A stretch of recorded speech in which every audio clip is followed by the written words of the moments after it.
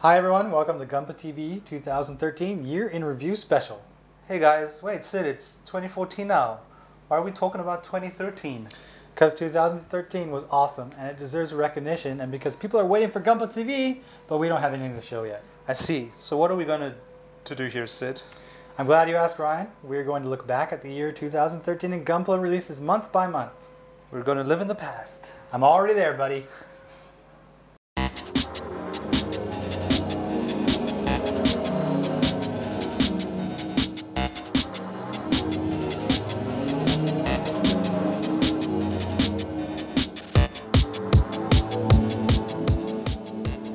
Alright, so let's start with January. Obviously.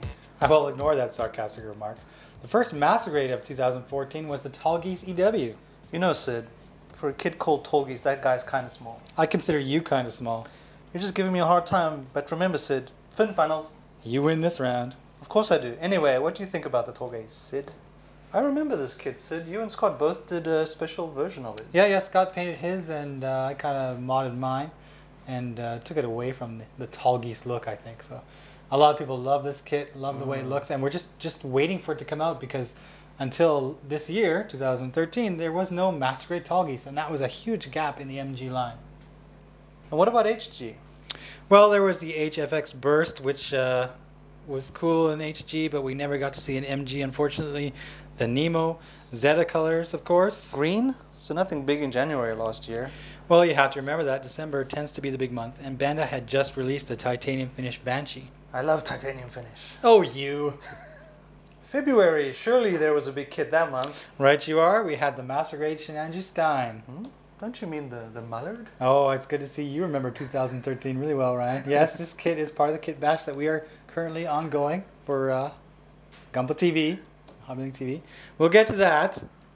But the Stein, I think, was a top-notch kit. Oh, it was great. It was an awesome kit. And there were some surprises with it in the sense that this is the first Shenanju that Bandai had released with that new type of frame, the new material.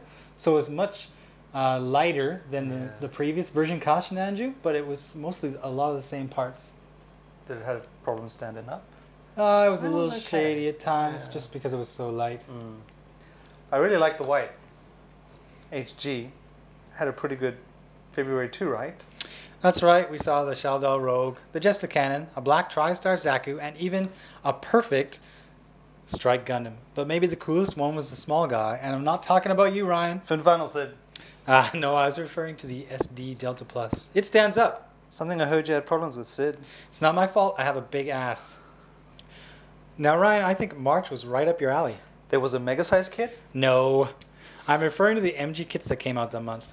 The Shenanju anime version. There were HGs too, right? Well, we'll get to that. First off, the Shenanju, the anime version, of course, it's much like the version Ka. It's pretty much exactly the same kit, but like the Shenanju Stein, it's using that new type of material for the frame, which is a lot easier to work with. People weren't experiencing the breakage they were experiencing with the version Ka, but it did make it seem a little lighter, and maybe the joints not as stiff.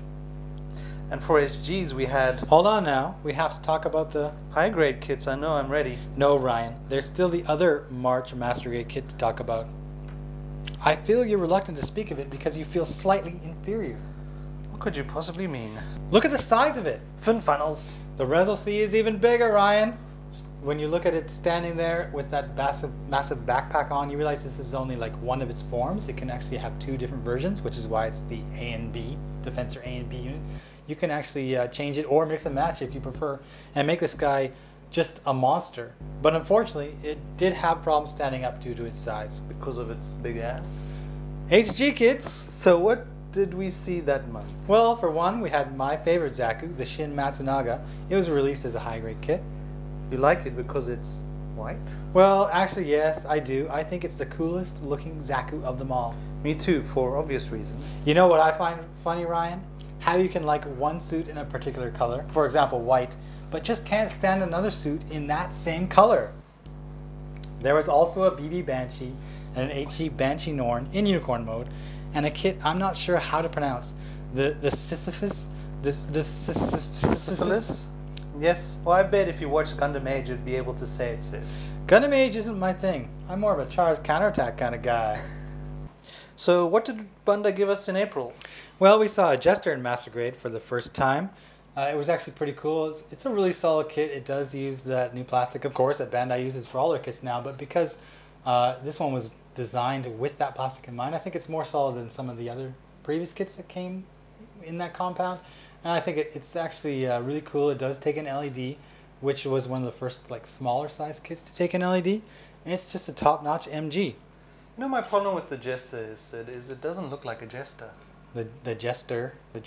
Yeah, I guess if you look at the Japanese katakana for it, it's Jester, okay. like, you know, King's Court lets people make people laugh or lose my head kind of stuff. But yeah. And in HG we had the Easy 8 and the Full Armor Unicorn, which were both awesome, and I had to point out a very nice shade of white. Indeed they were, Ryan. But don't forget, we also got the Age 1 Full Glanza and the Legend Zakuto for the fans of the Sengoku stuff. We also got an RG that month. It was Destiny, Sid. You're a wordsmith, Ryan. And the RG Destiny was a fantastic piece of plastic. I love RGs. I think they're great. And 2013 was a great year for the Real Grade line in general. But we'll talk more about that after. Now, May was a really good month. Because of the HG Astray Blue Frame? No, because it was my birthday. Ah, when's my birthday, Sid? For MG, we had an Ail Strike Rm. I don't know, do you? Kind of like the 2.0, but released to coincide with the Blu-ray remaster of Seed. New versions of this kit are always better than the original kits. I agree. Anyway, the Ail Strike RM, of course, it's very similar to the previous Master Grade version of the Ail Strike, and it does include the same stand, which is a plus, I think. But I really liked it for some reason. I've never built the first one, and building this one, I thought it was really solid, and it had almost no issues, except for maybe the side skirts when you start playing around.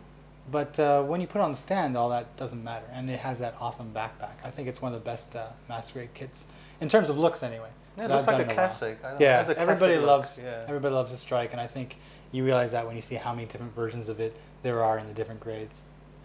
Okay, so what about June? What goodies did we see? A Gundam Age kit, actually. The H2 Double Bullet, which may have been a surprise because I think the anime in general, Age, was on its way out. You know, fall is coming, there's going to be a new Gundam series. But Bandai still gave us a Master Grade kit from the Age line. And it was a transforming kit, right? Yeah, you're right. The Age kits, the Age 2 kits anyway, they do transform. And this one transformed with a bit of a unique shape. Not quite as streamlined as the previous Age 2 versions. Uh-huh. And we got a base jabber and the Masala. That one transformed too. It was that kind of month. Woohoo. Okay, so at this point we were halfway through 2013 and already Bandai had released some great stuff. Was the second half of the year as good as the first half? You'll have to watch the rest of the episode to find out, so stick around. No, really, Ryan, stick around. This is a long episode. It needs two people. You need me, Sid? In July, for Master Grade, I knew you needed me. we got the most excellent Gyaradoga. Hate that stuff. I love it. It's an awesome kit. It's actually the first time I've ever built any Gyaradoga of any kind, and I'm glad I built the MG first because it's fantastic. Bandai, you know, they made it similar in some ways to the Marisai, which had come out the year before, but the addition of that kind of really flexible tubing around the knee joints and the skirt and stuff really made it not only easy to assemble, but easy to play with. It was a kit you could actually play with. Well, actually, I'll tell you why I hate this suit. Yeah? Because who the hell puts RPGs on the back of their shield? I don't know. Let's hope you don't take one really strong round to that shield, because something's going to blow up in your face. But anyway, in high grade, there was the Gerbera Tetra. A lot of people have said that they're not fans of this suit, Sid, and I think I know why. It's red. Red suits tend not to look too good. That hurts, buddy. And I've heard they are terrible at sports and have body odor. Below the belt, man. Anyways, the great kit from July was actually two of them. Great kits from July were two of them. You know, I'm having problems saying this. Problems with your English grammar, Sid? Well, you know what they say, when you live too long in a foreign place, your native language deteriorates. Don't think I don't know none of that. Anyway, the GPO ones, they both released at the same time. And while we expected them to be similar, and they are in many ways, I was actually amazed at just how different they are when it comes to assembling the core fighter specifically. You know, that full burn has those huge things in the back of it. And when you go to actually assemble it, they function differently than what you find on the back of the Zephyranthes, for example. And there's a lot of little details that differ. and I'm really glad that Bandai went out of their way to make us 2 kits instead of just one that was kind of a mishmash. And I was just blown away by the detail. I mean, I just finished building the PG version of this, and the amount of detail they got into an RG was spectacular. They're gorgeous. So Sid, I want to talk about August. August saw one of the most anticipated Master Grade kit releases I've ever witnessed, aside from mine. It was a month the RX-78-2 3.0 released, and we were very lucky then. That's right. Bandai had sent us a box of sample kits, so we got to build it early and previewed it right here on the show. What did you think, Ryan? That kit blew me away because it was just a total level up from 2.0. Yeah. It was just for me the right size. Yeah. And just the amount of detail, especially in the different colors of the plastic and how it was assembled. I mean, except for the arm joints, they were tricky. But overall, that kit was, I think, one of the greatest experiences I had building a kit. I think I agree with you. You know, I was kind of hesitant because I felt it looked almost exactly like the real grade version, and I felt it would probably assemble the same way. And why would I want to build something again? But being that it was the master grade, that size, 1/100 scale, they actually changed the frame somewhat. You got to assemble the frame, and it was a whole new experience. And it was elegant. It was elegant, unlike some of these big red blob kits you see running around these days. You mean like the HG Zogok that came out the same month, or the Astray Red frame with the flight pack that also released in July? No, I'm referring to something else. That's Cold Dog. Okay, how about September, Sid? What was the highlight from that month? Well, I guess it would have to be the Masquerade Strike Rouge Tori version RM. You know, that's quite a mouthful. Do you even have a mouth? Can I ask you the same question? Hey, at least my face looks humanoid. The Strike Rouge is pretty much the same kit as the Ail Strike Rm, of course in the Rouge colors. That's not a bad thing. I think the RM kits are good. It didn't come with the big stand that the Ail Strike had, which was a disappointment, but we did get a stand for the Tori, and it needed it because that backpack was quite large. It's all about the backpacks. And for HG, Bandai brought out the Wing Gundam. Triple XG. Easy, fella. And the gold frame Matsunaga. Bling bling. Yeah, I know you like it. Now, October brought about some interesting things related to Gunpla. You mean the Wing Gundam Proto Zero EW version Master Grade kit? You're right, that kit was amazing, and we brought it on the show. We showed the transformation, we talked about the build and how it was similar and different from the other Wing Master Grade kits, and I gotta say I really like the rifles because you can put them together and take them apart, make super like fantastic beam rifle, mega, whatever you want to do. It's a great kit.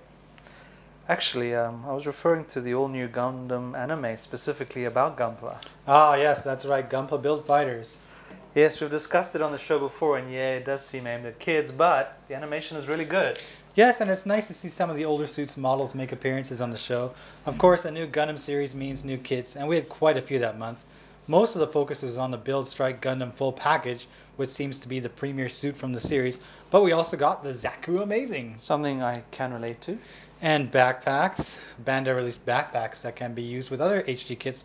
These were called the Build Booster and the Amazing Booster. Some people just don't need to boost their amazing Sid. I'm glad you recognized my greatness, Ryan. You needed 2 boosters, yeah? Were there any non-build fighter HG kits released that month? Yeah, there was the Gundam XX, not Triple X. Sorry, big guy, easy there. But the GPB stuff was definitely the highlight. Let's just call it GPB because it's hard to say Gunpla Build Fighters all the time. Okay. So for November... November was the best month ever. Christmas came early last year. You're right. We got to go to the Gunpla Expo and check out the Sasabi display. Why you gotta be that way, Sid? You know I was referring to the release of the best titanium finished master grade kit ever. At least until the titanium Sasabi comes out. See, you're doing it again. The new Gundam version Kai Titanium was spectacular. Even I can't deny that. Alright, it was a gorgeous kit. Exactly. Even you recognize that. I don't play a hate. I appreciate. Sure you do. I'll give credit where it's due. Fantastic kit, made even better with that finish. Thank you. Okay, not to cut short your moment of glory, but there was quite a few HG kits released in November as well. Like that GP base thing? Yeah, that was interesting. But also the Gundam X Mao, a Nemo, and another GPP suit and booster, the Mark II. And there was a Bear Guy 3. Yeah, okay, November was a pretty solid month. I will take that as a compliment. There was a big RG release too, the Strike Freedom. That's right, alongside of the Titanium New Gundam, we also got an RG Strike Freedom, last one of the year, and pretty good kit.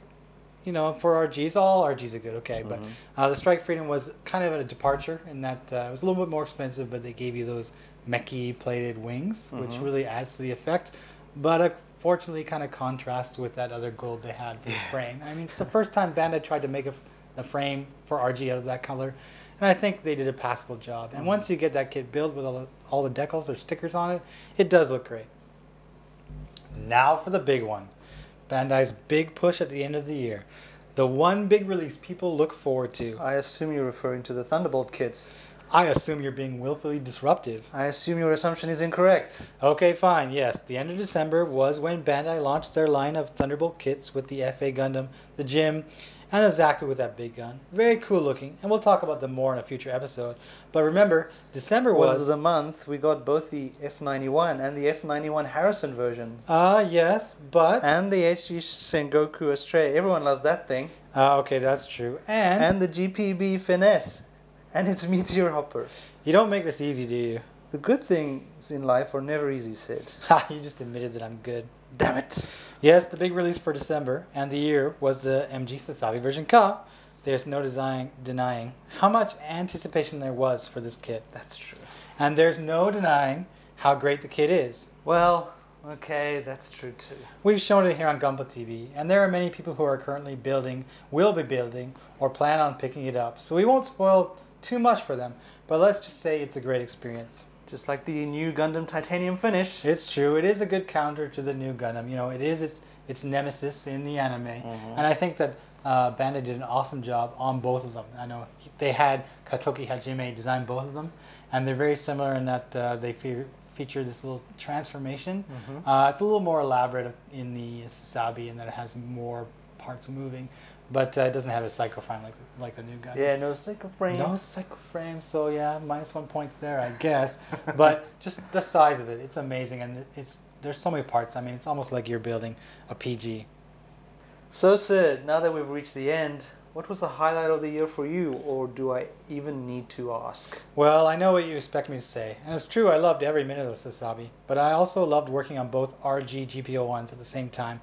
Both were fantastic and quite unique from each other. What about you, Ryan? Well, Sid, I built the PG GPO1. Yes, and you did. I know it was an older kit, but it was just an incredible experience. Yeah.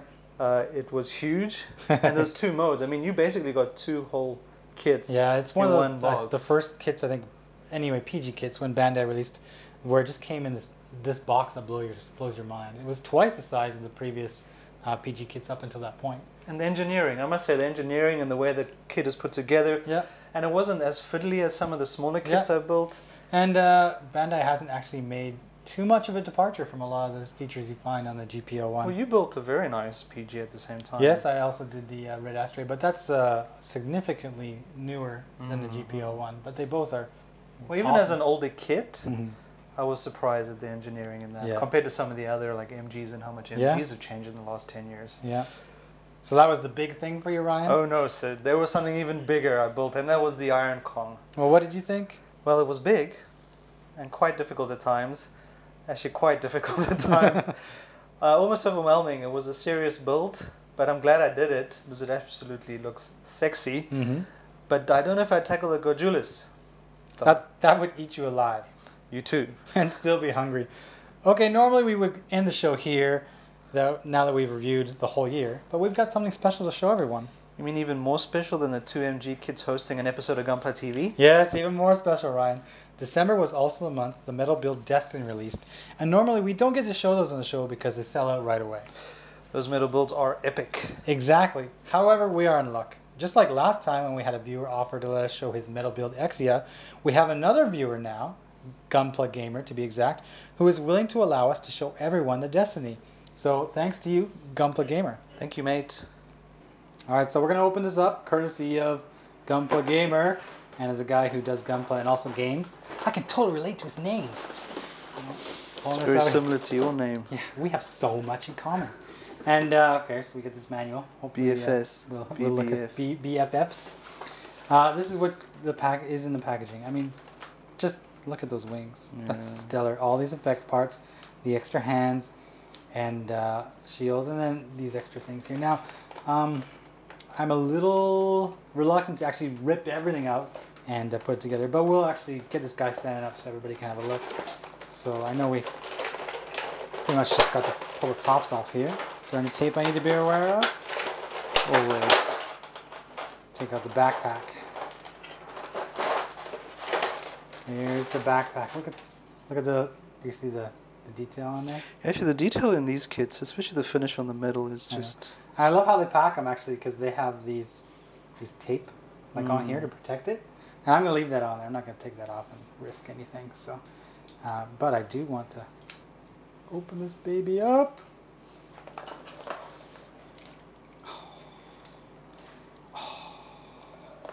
Look at that.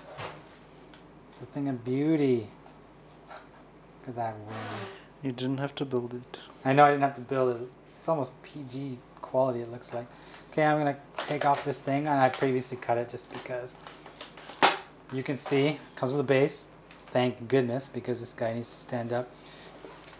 Here are the weapons. Now, look at the rifle. It's got 2 different colors at least.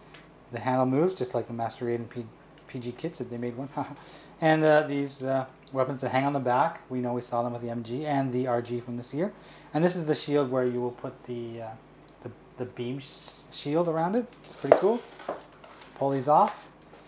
Here we go. Easy there, little fella. I won't hurt you. Come on out. Oh, it's so heavy. It feels like twice as heavy as the Exia. They even got plastic in here to prevent scraping from the knee pads here. Wow. Ryan, you're going to have to pick this up after because it is heavy. It is heavy. Here are where the side skirts are going to attach. Oh, ooh, got that. I love that smell, the new... Petroleum, you like petroleum?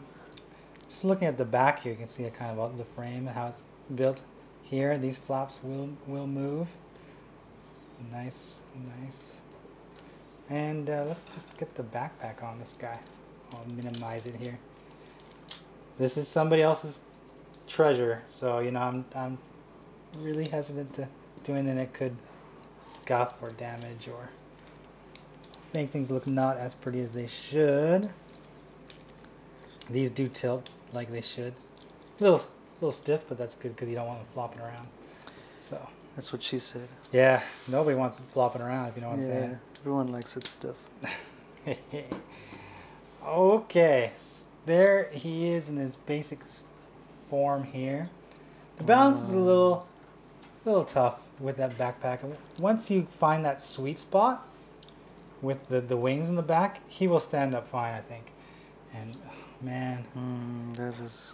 When we built the MG kit and the RG kit, it's just a definitive blue or definitive red. But if you look at like the shades here they've got for these colors, you don't find these on the plastic bottles. It's awesome. Like these different types of red in here, this kind of light blue here. It's awesome. It's amazing. I gotta say, I'm really glad somebody was kind enough to let us open this baby up, and you can see the marking in there. That's already on there. I don't have to do any of that stuff. I gotta say, Ryan, this is awesome. This is the premium collectible. I think that's what Bandai goes for. Is they know they have Gunpla fans who've been watching the series for many years now, who have some pretty good jobs, some of them, and will be willing to spend a small fortune to get a quality toy. This goes beyond model kit, of course. I gotta say, the Exia, just the design of the suit, it's very narrow, it's very light. I felt it was really light, and I didn't really appreciate the idea that it was a metal build. It just kind of felt like a little bit heavier than a normal model kit. But the Destiny, it's heavy, like it's solid. I am holding on to something that is quite special. That is a metal build. It's a metal build. Everybody who got one of these, you're lucky. I gotta say congratulations. Look at that gold there. This thing is sexy. Time for a sexy party.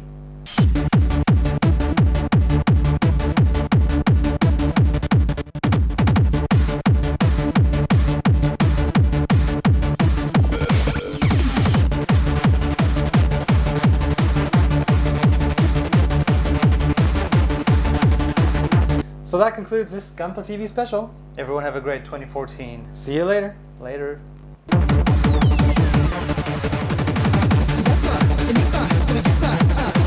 We should sign this guy's box. Yes, totally. Just hold it steady. I'm trying. What are you doing? I've got small fingers. Okay. Well, you think this pen is easy to hold?